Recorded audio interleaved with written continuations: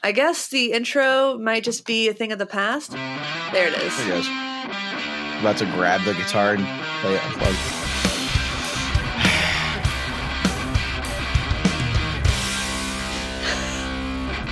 Welcome to Get Offset. My name is Emily. And my name is Andrew.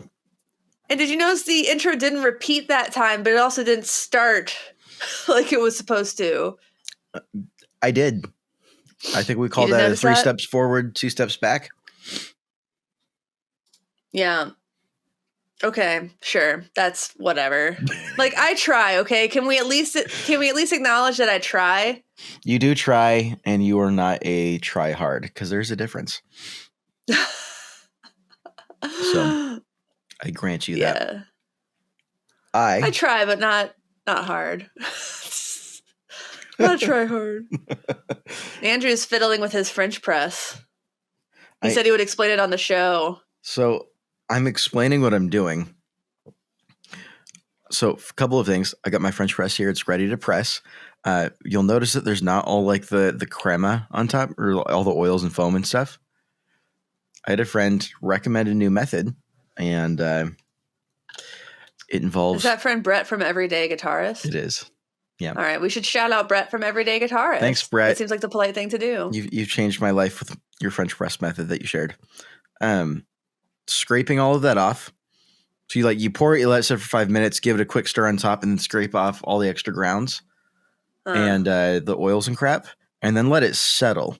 You just gotta let it settle, everything to the bottom. The video that he shared with me, I had a time lapse of everything actually settling is really cool. And then you put it on to press.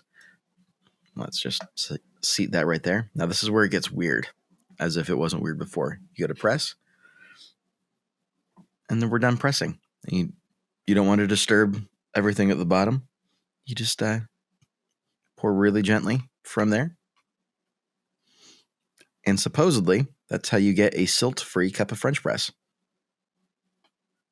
I don't know. Okay. Anyways, welcome. Do you always drink your hot coffee out of whiskey glasses? Oh, this is no whiskey glass. This is a not neutral cappuccino glass. Okay. Let me scoot that back so everyone can see it. There we go.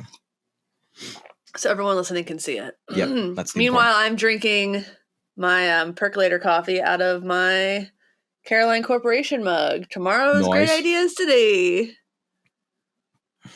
It's pretty excellent. Yeah. So, yeah. It came with my somersault when I bought that. Welcome to Get Offset. We are a coffee podcast. And yes, I did just slurp it to just really coat my entire tongue. Andrew's really slurping his coffee today. I am. Yep. It's a thing. A little far from the mic. I'm just going to turn this thing up. He said, I'm going to turn this thing up. I'm going to turn this thing up. How do I turn this thing on? There we go. Yeah. Someone commented on one of my demos the other day that I didn't have the skills required to use or demo a tremolo bar, a vibrato bar on a guitar.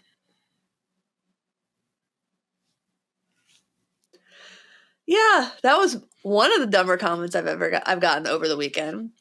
There were worse ones. I say to YouTube comments is I don't care. They mean nothing. Well, that's why I always just reply thanks for watching, because I think one of my favorite jokes from the series finale of 30 Rock was something like, to everyone who didn't watch us, and there were a lot of you, joke's on you because we got paid anyway. But in this case, thanks for watching. I don't care if you liked it or not, because I got paid anyway. I mean, that's not to say that we don't care about a lot of our viewers, but we care about our viewers that actually care. I care about people who aren't like dicks.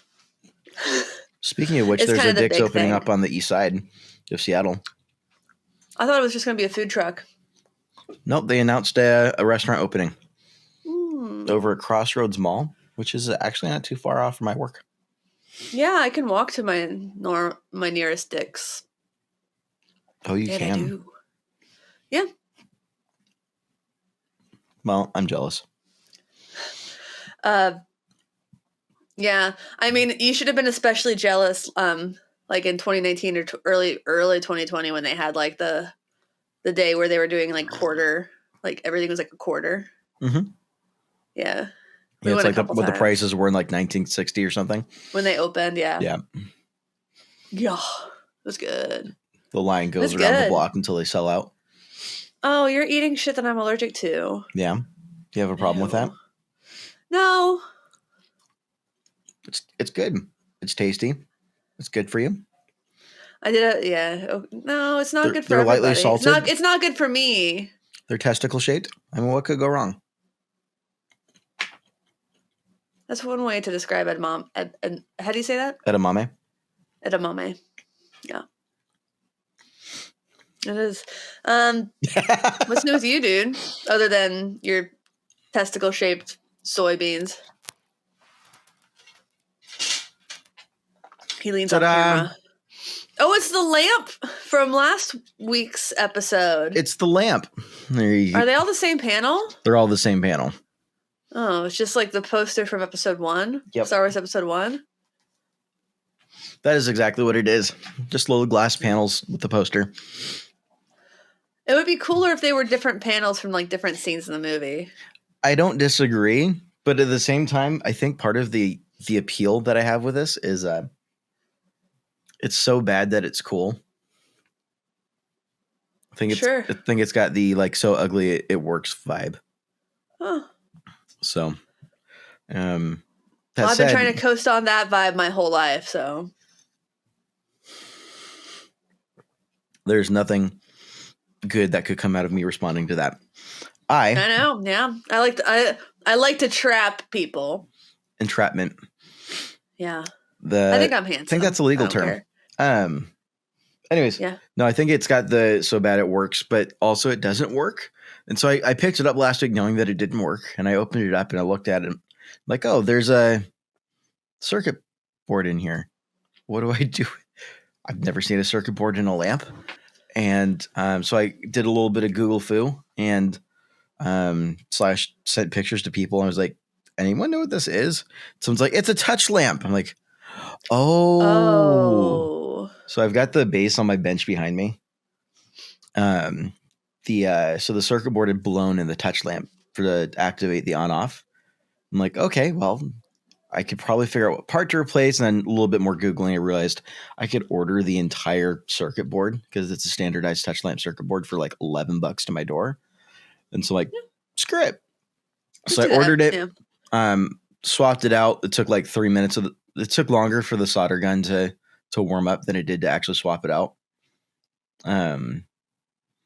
Thought we were all good to go. Put in some new light bulbs, plugged it in, and it just went like immediately. Like I heard like something like shatter inside of the base of the lamp where the circuit board is. I'm like, oh God, oh no. So I opened it up and just like as I was opening up the bottom, like you see all the white smoke and stuff. And the circuit board I had just bought completely fried. Wow. Yeah. I hope you had a fire extinguisher nearby. I do actually. Yeah. We've got because the kitchen's right here. We keep one in the kitchen. We did keep it like right next to the stove for a while, and then I realized if there's a fire in the stove, the last thing I want to do is just like reach around the knife block to get to the fire extinguisher. So we then moved it to the other side of the counter by the fridge. You could step back a few feet, grab the fire extinguisher, and put out the fire that we had the other day in the kitchen as well. Yeah, once we had a fire in the oven, and Rick didn't handle it great. And I was like, he's like, he didn't even remember where the fire extinguisher was. And I was like, oh my God, got the fire extinguisher, but was like, I'm just going to turn off the oven. Just let that fire die. And that worked. Yeah. We did not like any part of that. We almost burned down our house the other day. Actually, speaking of oven fires. Oven fire? Yeah. Did you open the oven? Was that what the problem was? No. So we went to Costco. Yeah. On last Sunday? So after the podcast we recorded last week, and I had just smoked like 14 pounds of pulled pork. Yeah. So we're like, okay, we got leftovers. What do we do with it? So we went and got the take and bake mac and cheese. It's like $10 for the giant tray of mac and cheese. I mean, Yeah. so we get home and frankly, I just really had to poop. So I'm like, hey, honey, could you turn the oven on at 400 degrees? I'll be back in a couple minutes. So I come back in a couple of minutes, completely out of the kitchen, no awareness, whatever. I came back out. It just smelled acrid in the house. I'm like, uh-oh, what's this? What was in the oven when she turned it on? And I walked to the kitchen and there's just like white smoke billowing out. And you've been in my house. So I was standing in the dining room looking through. It's through like a galley kitchen. Yeah, it's a galley kitchen that goes all the way through. And you can normally see the guitars on the wall here. I couldn't see. It was just so much smoke. I couldn't see the guitars. I'm like, oh my God, oh my God, oh my God. No. What was in the oven when she turned it on? I had left a couple things in the oven from resting the pork because I don't have like a dedicated cooler for resting pork. And so I figured the next best thing is the oven is hyper insulated anyway. So it's a great place to rest meat. And on a recommendation of a friend, so you rest meat in a cooler wrapped up in a towel. And when I went to go pull out the meat the night before, towel. Did you leave the towel in the oven? I left Andrew? 2 100% cotton towels in the oven on a baking sheet. There's some mutual fault there. Yeah. I would lean the fault on you because you shouldn't leave that in the oven. No. And a little bit of fault on Melissa for not looking. But then again, why would you expect there to be towels in the oven? She's like, I don't know. Sometimes you leave the cast iron in there and that probably wouldn't have been hurt at 400 degrees. So I didn't figure to get up when I started smelling something. Just totally valid. And her sense of smell is not terribly strong to begin with. Which is how she puts up with me, really. That once a week shower thing. Oh, yeah. You only shower once a week? I don't really, but we'll just continue to joke about it because it's funnier. It's funnier. It's nasty. Yeah. So that's nasty, man. So things that we learned while we were airing out the house, because we went and just stood outside for an hour because it smelled bad. Yeah. We opened up every window of the house, turned off the oven. I grabbed a couple. I took the baking sheet with the towels on it and took it out to the side porch where the grill is and just put it on the grill grate. Right. Just to be a safe place in case that decided to combust. Because it wasn't on Yeah, but make sure that before you light the grill next time. Yeah. So it wasn't on fire. It was just smoldering. Just like a lot of smoke, but no fire. And so I started Googling stuff because one, I'm like, okay, like cotton. If you burned cotton, it's 100% natural. It should be fine. And then I realized that doesn't mean it's going to be okay to breathe. Yeah. Can't burn everything. Well, you should most smoke is bad. All smoke is bad to breathe. Let's be real. Sure. And then there's probably that's a bold thing to say in Seattle, but oh, because of weed? Yeah. Okay. So turns out the smolder point for cotton is 401 degrees. The flash point for cotton is 410. So if we'd preheated to 450, it would have ignited. And after the smoke died down, like I went to go grab the towels and see like what the deal was, and I unfolded them, and sure enough, just pile of embers in the middle of the folded towel. Huh. I had to stamp it out on the concrete in front of the house. Yeah. So I'm pretty sure with oven fires, you just turn off the oven so the air stops moving. Yeah, but there was also like a lot of smoke, and I wanted all of that smoke out of my house immediately. Right, but then when you open it, if it's on fire, then it's getting like a fresh shock of oxygen.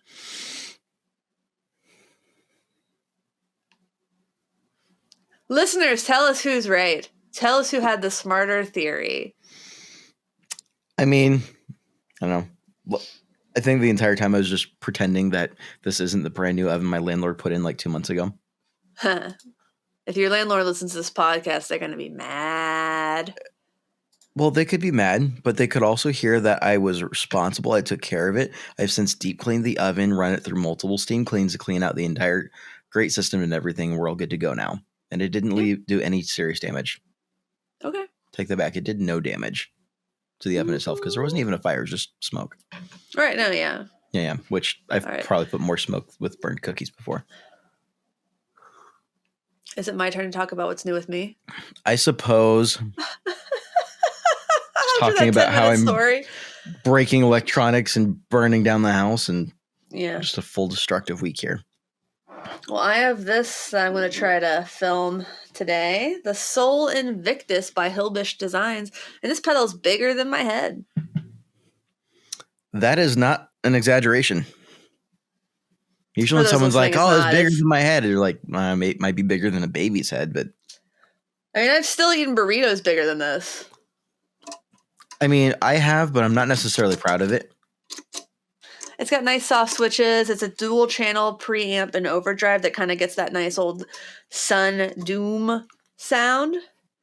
I really like having one channel. Lately, when I was playing it some this week, I like having one channel at kind of like the edge of breakup, and then having one channel be like doomy. It's pretty fun. Yeah, so that's my big new gear thing. You have to promise to open it up later because I want to know how big the PCB is. Okay. I have to know. I got a new pickguard for my tuna tone, so it's looking nice, and it was my fault. It was my fault that it had broken before. But like I put a crack in it. I was trying to take off one of the knobs, wasn't applying pressure very well, and snap. But yeah, that was nice. Put fresh strings on the old tuna. Some of those coated strings that Ernie Bald sent us. Yeah. So breaking those in. How do they feel so far? First impressions? I don't usually play coated strings. So, whoopsies. It feels smooth. Yeah. Coated strings usually do. Yeah. I think the big thing for coated strings is a lot of people just assume that they're going to feel like really different and wacky. Does it feel relatively normal, or does it feel like this is clearly a different set of strings? I don't know, it just feels nice. You know? Yeah, I don't know. I might try some hybrid picking stuff today. I don't know. That's fancy. Yeah, but I mean, I was thinking about like this, what I was going to do today. I'm definitely going to play with the Soul Invictus, see if I can get a demo filmed on that. But yesterday I went live on our Instagram. I mean, on our YouTube, and I sanded and stained one of that the RD social build. media platforms. I sanded and stained the RD body from nice. Concierge. Yeah.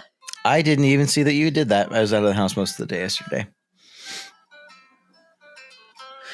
Yeah, so that was fun. That was nice to finally do that. But note to self, go back and watch that video later.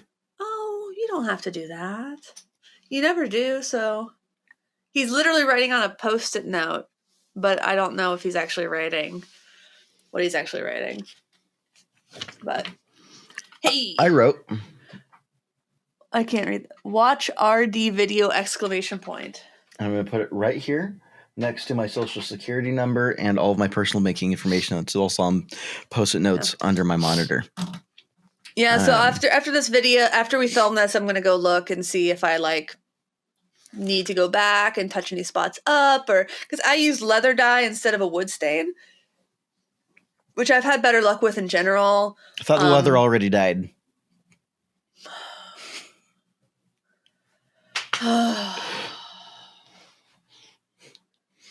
Remember the other week when I accidentally uploaded the 8-minute version of this podcast and it cut out pretty much right after I said, why did I agree to do this podcast with you? Yep. That was funny. And then the listeners who listened to it said, wait a minute, where's the rest of the episode? And went back and listened again, had to listen to my seagull story twice. Oh God, that was haunting. So I need to go look at the body, make sure I like how it looks. And then if I like how it looks, I'm going to spray it with some shellac today, a couple times over the course of the day, and let that cure for a week. And then hopefully this coming weekend, I'll be able to start the grain filler. So you're doing, are you doing like dog hair? Nice. Yeah. I need to make sure I have the grain filler still, or that it's still like, hasn't dried out or anything because it's old. But I'm going to put some India ink in there. I'm going to try to do a black fill instead of a white fill. Okay. Yeah. I can see I it think now. I'll give it more of a cherry look. Dog hair. You're going to like the way it looks. What are you doing? Men's Warehouse commercials. I know it's Men's Warehouse. I was a child in the 90s. I was a child in the 2000s. I know they had those ads on forever. Uh-huh. Yeah. No, it's dude. So that was kind of the big thing. I got my boxing bag in finally, so I'm going to try to hit the bag today. It's been literally a year. Actually, today is the 1-year anniversary of my band's last mini tour. We flew to Texas on this day, and then on Leap Day, so I'm just going to count it as today, we played in Austin at Hotel Vegas. And there was no soap in the bathrooms, and people kept coming up and wanting to like shake hands. And I'd be like, I know your hands are dirty. Yep. My hands are dirty, so your hands are dirty. Well, then does it really matter if everyone's hands are already dirty? Yes. And at that show, after the show, a guy came up to me and he's like, "Oh man, that last band was really good." I was like, yeah, I liked them. And he's like, "All the bands were great tonight." And like my band had played, I think third out of 4. So I was like, "Oh, cool. Which band did you like the most?" And he looks at me and he's like, "I didn't see any of the bands. I just got here. I'm new to town." And I'm like, no, this ain't happening. Yeah, that's weird. Happening. Yeah, he was just trying to pick me up, I think. And then he ended up insulting me, kind of. I felt very insulted. Like, it reminded me of college. Once I was sitting in the lobby of my dorm reading a book that I was really, really into. Like, I was enjoying it actively. And a guy comes up, he sits next to me, he's like, "Oh, what's that? What book is that?" I'm like, "Oh, it's Love is a Mixtape by Rob Sheffield." And he's like, "Oh, I love that book." And I just was like, "Oh my God, it's so devastating, right? It's such a good book." And then he looks at me and he's like, "I've never read that book." I'm like, "What? Get out of my sight." Are men okay? That's my question. I mean, probably. I don't know. Are y'all all right? That was because it's just like the number of times that I've been hit on. I don't get hit on a lot in my life in general that I know of, but like the number of times I've been hit on by someone who was pretending to enjoy the art I was enjoying, only for them to immediately be like, "I've never read that book," or "I didn't actually see any of the bands." Like, what? Where did you think this conversation was going to go, my dude? Yeah, I mean, I feel like that could be chalked up to a couple of things. Like, to be like the most generous thing I could chalk that up to is like, dude's like, "All right, like, she's cute. I want to go like try pickup line," and you just walk over there and you just like completely like, yeah, I love that too, and just completely like don't really think it through, panic, and just be like, "I'm so sorry. I shouldn't have said that. I should leave now." Yeah. So no, I had to tell him to leave both times. That's like the most generous way to put that. But then there's of course, it's the someone just being a douchebag and just like, "I'm a cocky douchebag. I could say whatever I want. Women just love me." No, I don't think either of these guys were cocky. I think they were just dumb. Like, maybe adjust your technique, my guy. I don't like it. I said a gesture technique. I was like, I mean, I guess it was kind of funny, but gotta work on the humor. You want to thank our sponsor? Yes, I wait for you to take a bite of your edamame. Rude. Yes. Very. Well, you shouldn't be eating on camera. That's nasty. Yeah, it is. I'll stop.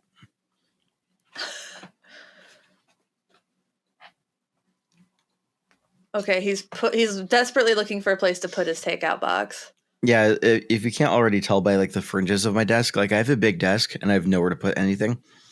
Yeah. Because oh my God, just thank our sponsor. Oh, sweet Jesus. Our This sponsor week's this episode of the week. Get Offset podcast is sponsored by Lambertones. Pickups based out of Yakima, Washington. Wound by Curtis Lambert. 10. Curtis Lamberton and team. Tell me that you're joking, right? Yes. And as Andrew drinks his fancy pants, too much effort for French press, I think, coffee, Curtis is a big coffee fanatic and likes to name his pickups after coffee and elements of coffee. For example, the triple shot is his take on the Stratocaster 3 single coils, and the crema is his take on the PAF style humbuckers with extremely low compression so that your tone is truly its own. It's the low output ones, yeah. And then the grinders, the high output ones. Yes. The Ristrettos, the P90s. Yes. The Blondies are the Telecaster pickups. Sure. Yep. Yes. Big thanks to Curtis for being a bro. Tis a bro. And side note, honestly, one of the things I'm looking forward to the most after getting vaccinated is I need to drive out there and I need to have him make me a cup of coffee because he's got like a full like espresso machine in his shop. He's like posted some really sick photos and video of his espresso machine. It just looks. And he claims, I think I saw him claim on one of the coffee forums that we're both in, because yes, I'm also in coffee forums with him. Oh my God. It's a thing. It's real. He's like, this is the best coffee in like 100 miles in any direction or something like that. I'm like, okay, you have my attention. So I'm excited. I'm glad he has your attention. You have lost mine. Aww. Wait, I got it. Hold on. Stop. Hey! My God. You never use that for any of my jokes. Well, topics. I'm driving the car. I get to pick the music. That's not fair. Oh, yes, it is. So, Andrew, you came up with the topic idea for this week, eh? I did. I did indeed. Topic this week is sharing is caring. Yeah, we want to talk about sharing. Yes. Would you like some edamame, by the way, in the name of sharing? No.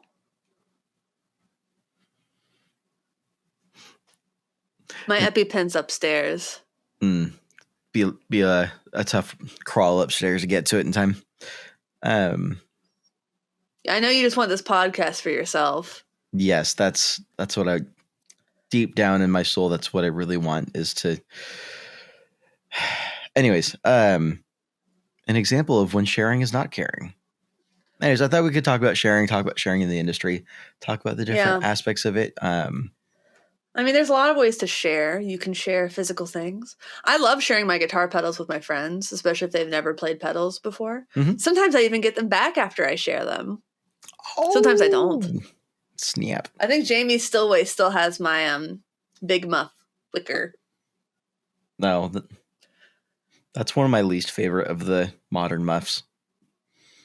Well, yeah, that's why I'm not really in a rush to get it back. It's and the shame is that one's got like a great colorway too. I liked it fine. It's just I'm, not a Big Muff person. Yeah, anyways, so the thought crossed my mind for the topic, just thinking through a couple of things. One, realizing that, and you kind of touched on this earlier, we're approaching the point in like the pandemic where our like 1 year memories are going to also be of the pandemic. It's like those social media memories, which have just been like a mainstay for like keeping me grounded this last year and be like, oh yeah, like last year I was at a concert this time, or last year I was like on vacation with friends going up to Bellingham to like fancy coffee shops and stuff like that. And yeah, those are all going to slowly start transitioning into like a 1 year of working from home this week and stuff like that. I was going through like my work notes. 1 year of like this time last year I was.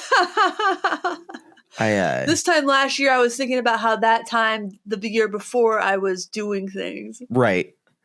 Oh yeah. No, I was going through. So I usually take notes on every meeting that I sit in, out of habit, because just a habit. It's a good habit. It's a habit I try to keep up with. And so I was going through all my notes, just kind of checking in on some things and looking back for something that had happened more like a year ago. And I found like my notes from end of February, early March for my team's weekly meetings, and just talking about like things that were like, and just reading through it feels like a really weird time capsule of like ramping up to the pandemic and realizing there's no amount of hand sanitizer that's going to keep us safe. We really should go home. Yeah. It was like, and then like the notes stopped because then we didn't have meetings for like a month. Anyways, so it's like, it's a really horrifying time capsule, my professional life. All of that said, sharing is something that I think was a lot easier to do before the pandemic. Like we were talking about sharing food. It's like I shared a whole bunch of the pulled pork that I made last week, and it's like great to share with people. Also, like I was like, here, I'm going to put this, wear gloves, put it in a bag, seal it, and then drop it off on someone's doorstep and say, here you go. Let me know, text me what you think, instead of like, let's sit down, let's break bread. And I think there's just, that's like on a deep spiritual, like what it means to be human level, just to share that I think we've missed out on. I don't know. Yeah, it's a very natural human thing to share with people that you care about. I mean, sharing meals is just culturally significant in every culture, and a big deal. And this is, we've talked about this before, how music is an industry that really relies heavily on the free flow of ideas. So you're almost like, without even trying to do it, you are sharing, whenever you release something into the world, you're sharing it with the world. Mm-hmm. And that's kind of a big thing. But yeah, I mean, from sharing a bunch of my guitar pedals with my singer when she was getting into pedals, because she had gotten a huge guitar pedal board and a trade, to trading ideas and schematics, not schemantics. It's really, we've talked about this before. I think the episode we did with Matt Hoops early on in the podcast was a really big example of just how much collaboration is involved in this industry. And what's collaboration but sharing of ideas back and forth in real time? Totally. Collaboration is definitely sharing. And I think that's definitely been neat to see some of in the last year, and some of the ways that people have gotten creative with sharing. But there's no denying that there's more boundary to that. And so like I'm just imagining like the collaboration between ZVEX and Chase Bliss, or Earthquaker Devices and Death by Audio. Like what I'm just imagining like the hurdles of like, this is what it would have taken to collaborate through that whole project just virtually. That just sounds... Well, I mean, I think it's kind of not out of the realm of possibility to assume that the Death by Audio and Earthquaker one always would have been a remote share, because that was really just two circuits in one pedal for the most part. That's fair. I don't know. Wow, we have a lot to say on this topic, don't we? I mean, I think the more or less what I have to say is like, I miss it. I miss being able to get together and share musical ideas in person, jam out with friends. Yeah. I mean, there's just so much that's not there, or at least not without like a lot of hurdles. Like right now, if I were to like share with friends, like I'd be like, I'm going to drive, drop it off your doorstep and walk away, or ship it to you. I mean, that's physical sharing. Stuff. I've definitely like shipped stuff this year, like in the local Seattle area, because it was just easier than driving it. Yeah. But like, you're talking very literally about like physically sharing what you have with other people. But I think that in terms of sharing ideas and collaboration, like I've done almost more collaboration than I've ever done. And I think part of that is because like when I recorded during the pandemic for that Sonora May song, Waiting to Bloom, I had the benefit of being kind of early in line in the mixing engineer's mind as a friend, and not being constrained by, oh, we should probably find someone local so we don't have to fly them in, or we wouldn't, because otherwise, in any other situation, you would go with somebody who's easier to collaborate with. And unless you had like a very specific direction to give, a remote collaboration, as far as like laying down guitar work for a song, is a little bit more difficult. But since I was in that situation where the producer thought of me, I was given that opportunity, and I got to do it from home because I was on the same playing field as local musicians in that regard. I would not have gotten that opportunity otherwise. And when it was time for Sonora to record her entire record, which she did in person, things had opened up quite a bit, and she was able to hire local musicians, though I think she probably just hired Jessica Lee Mayfield's people. Sure. Yeah, that's definitely one way. That's definitely an interesting wrinkle in just the processing on the subject. Yeah, I mean, I can tell you're processing in real time. Totally. But like, I don't think that. I think it's.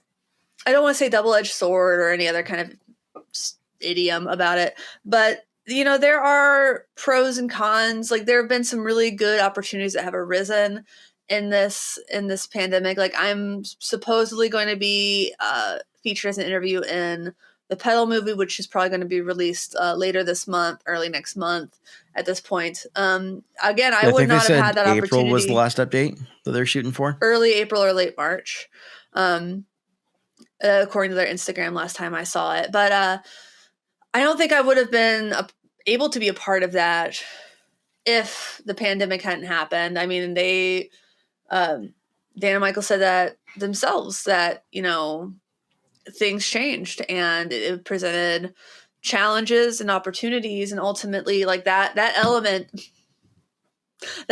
of the pandemic is kind of what you make of it. And there are definitely hard parts. I had desperately, in the middle of the pandemic, realized I needed to get better internet. Like, sure, it was a struggle bus. Yeah, I remember you sending me the speed test results and going, yikes.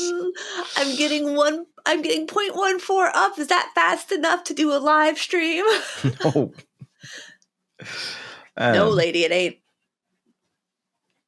But I mean, I feel like I feel partly guilty to say that I think that I don't think the pandemic hurt parts of my career. It definitely hurt parts. Like, I feel like Sunday Crush was getting a ton of momentum playing live shows and collaborating in person to write new material and release a record. And obviously the pandemic just thwarted that. We ended up releasing our record much later than we expected to. We couldn't tour on it. Publications are laying off journalists en masse, which means there are fewer people even available to potentially write about Sunday Crush. And they're probably more interested in writing about things that will, get clicks and keep them employed. So it's a little bit harder to release a record right now. So that part of it has sucked. But Sure. But having opportunities like the Sonora May, the Pedal movie, other recording things I've done, the opportunity it gave us to start doing like this video version of this podcast, and for me to film more demos and build new relationships, because people weren't able to go into stores in person and play things. Like, I know I'm kind of getting farther away from sharing, but that's just, I don't know how much we can really say about sharing. Yeah, I mean, there's only so much to say about sharing itself. And I know it's like, there's not a whole lot of depth to the topic, but I think if I wanted to unpack it a little bit more, I guess the question I have is, we've got at least a few more months to ride the rest of this out before things start really opening back up, and we start seeing some drastic changes to the way we've been living life. I think Well, the government and everyone, and Bill Gates and they're all saying what, like, expect like by late spring, midsummer for things to like really start changing dramatically for the better. Yeah. Um, which is Depends on how quickly people get vaccinated. right. Well, we're already at like 50 million people vaccinated, which is like 20% of the U.S. population, which is not There are insignificant. 300 million people in the United States. Is that 350 correct? million? There's I over think. 300. There's over 300. There's Okay. over 300 million people. Yeah. So sorry, 20% is a higher number than I was going off of. Don't do the math in your head if you can't do the math in your head. So We you are said we're more at than 50 million. 10%. More than 10%. Sorry, I was thinking 250 million in my head for some reason. I know that's not right. Anyways, It's 14%. well, there we go. Yeah. That's not insignificant, and I think things are with It's things not. starting to ramp up. I'm really hopeful, but in the meantime, what I'm looking at is like this is the final home stretch. How do we make the most of it between here now and here, and instead of just like barely getting by, which is I feel like sections of the last year I've definitely felt like I'm just like I woke up today and that's my win, and Yeah. Yeah. I would like I put on pants. That's a win. You know, that kind of thing. right. You know, I didn't cry. I didn't cry in the shower today. That's a win. Although that is always cathartic, but I don't know. I'm trying to think in terms of like this is the final stretch. How do we do this the best way possible? How do we make the most of this Yeah. without setting ourselves like unrealistic expectations? Like I'm going to be happy and I'm going to be. I never thought I would say this, but it kind of reminds me of something I randomly saw in Gear Talk Praise and Worship today. Oh no. Oh no. I know. I never thought I would say that. But a guy was talking about how he thought that when he was able to play at church again, he'd be like euphoric and he was like setting up or warming up before a service and he just felt dreadful. Sure. And I think that's there's going to be a very weird transition because a year is a long time for like new habits to take hold. Like I know for a fact I'm not the only person who watches like older TV shows and sees large gatherings and is like, like where's everyone's masks? And that's like kind of a knee-jerk reaction now is to kind of be like, that doesn't seem right. That doesn't seem safe. And I said this kind of since toward the beginning, like it's one thing to say when is like live music going to come back? When are people going to feel comfortable being in crowded, poorly ventilated spaces listening to bands? That could honestly be a minute. And I think that there's going to be like two types of people who will just be busting down the door to see any show, go to any festival, just be out, like run amok. And then there's going to be people who are going to have a much harder time, even if like in their brain they know like I should be gunning for this, I should be like super excited, but there's something in the back of my brain that's like this doesn't feel safe because it hasn't been safe for over a year.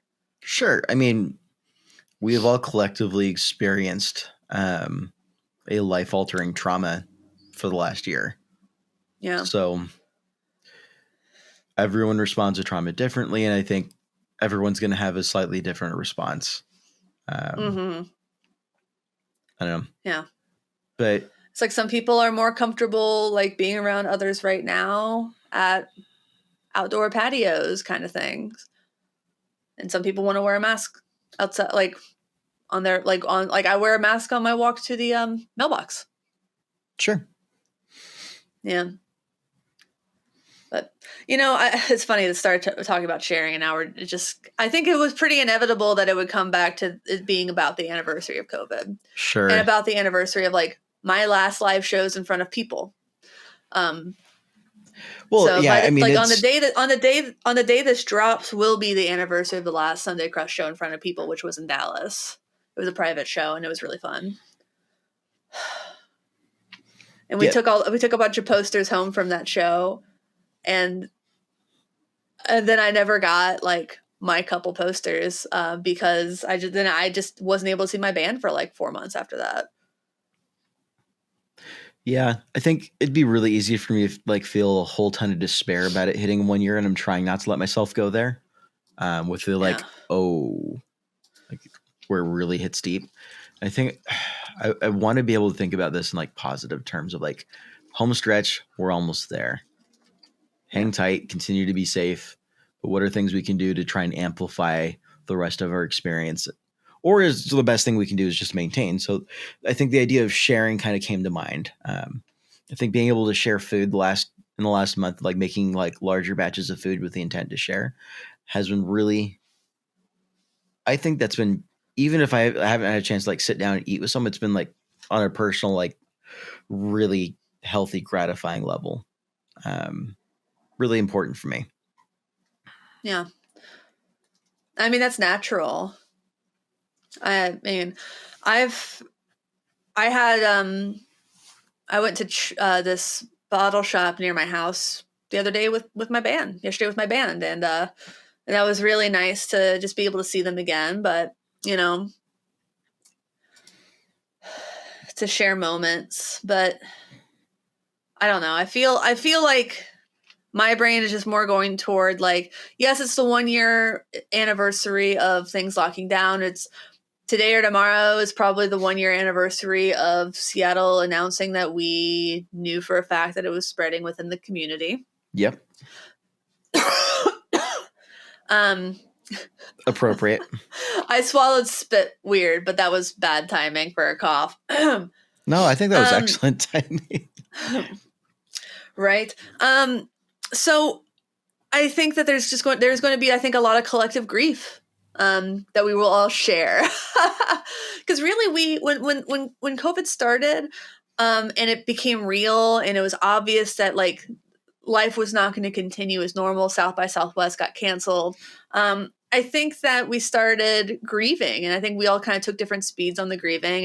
And now that we're coming up on an anniversary of that grief, it's going to come back. And I think that just being aware of like why this is happening, like I feel like January was really hard for me because I was looking back like, man, I haven't like been to my gym in a year. I haven't like, I've had one haircut in the past year and all these kinds of things. And like it's going to be a hard couple weeks for a lot of people just because you're going to be coming to, you know, like you said, you're going to start seeing those Facebook memories are going to be you in lockdown.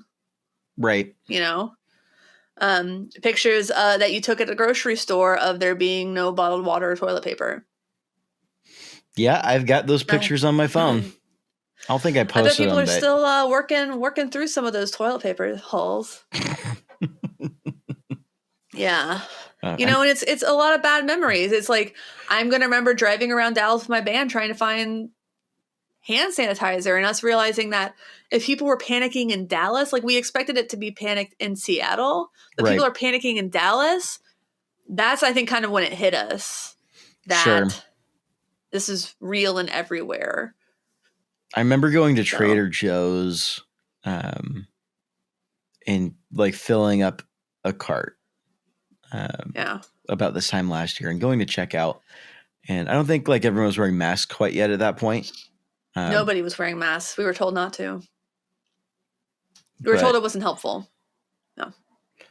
I remember checking out and like I had like 20 cans of black beans. This was like one of the outstanding ones. And the guy's like, what are you planning on doing with all of these? I'm like, eating them. He's like, with what? And I'm like, whatever I happen to have left. It depends on how open the stores are in 2 weeks. Yeah. And he's just like, I told Rick to go to Costco and just like, I'm like, get an enormous bag of rice and some other things. Like, yeah, I was going for non-perishables. Yeah. And I just remember the look on this poor kid's face as he's checking out and going through this is happening, isn't it? As he's just checking, and everybody in line was clearing out the store with everything. Yeah. Yeah. So wow, downer. Yeah, it's super downer. I think you're right. I think we are gonna share in that grief. Yeah, but I say that with a chuckle, but I also say that with like a little bit of hope in that, in the sense of we've been home for long enough to know that we aren't alone. And I think to a degree I've internalized, I think for the first couple months, it felt like super isolating, post-apocalyptic, like I'm the last man alive on earth kind of a feeling. Obviously not quite that much, but to a degree it certainly felt like that. And I think it's been long enough for me to feel like, okay, well, I know, like I've internalized that I'm not alone, that we are all sharing in this experience, and we are all trying to support each other in this experience moving forward, and kind of just share that. And I think there's something really nice and comforting about that thought. And I kind of want to lean into, kind of want to encourage all the listeners, all the viewers to lean into that. Know that they're not alone. The first step to getting past grief is to, acknowledge it. Sure. And that's what I always learned about. That's what my therapist told me about, like, panic attacks, especially, is to just, like, firstly acknowledge it, but also acknowledge it the way you would a toddler having a tantrum in the corner. And, like, yep, this is hard. This sucks, but it will pass. And we just have to have faith and understanding that it'll, I think for the first time in a long time, like just seeing that we've vaccinated almost 2.5 million Americans the other day, I'm feeling optimistic. Yep. Like, yeah, I'm feeling at least a little bit optimistic. I feel like there's a light at the end of the tunnel finally. And this may be something that we can have, live music again, and all like our normal lives, and go to the gym and go to restaurants without feeling worried, and be around people and family and not worried that you're going to kill them or they're going to kill you by, sure, that kind of thing. So one of the things that's been sitting on the side of my desk this entire last year has been the stack of stickers that I brought to NAM and forgot to give away. And I've been slowly giving away as I've like seen people locally in limited capacities. And I've definitely sent them in the mail to other folks as well. But it's kind of just been like a weird haunting. Like when I got home from NAM, like, oh, well, I'll give them away in the next couple of weeks. It'd be pretty easy. Or the next couple of months. And being forced into isolation, staring at this for last year has been like a really weird, like constant lurking reminder of like, I haven't seen people. Yeah. So I don't know, maybe this is a really dumb idea for me logistically speaking, but if you want one, just message us, and I don't know, a couple stickers in an envelope. That's a stamp. I could probably manage that.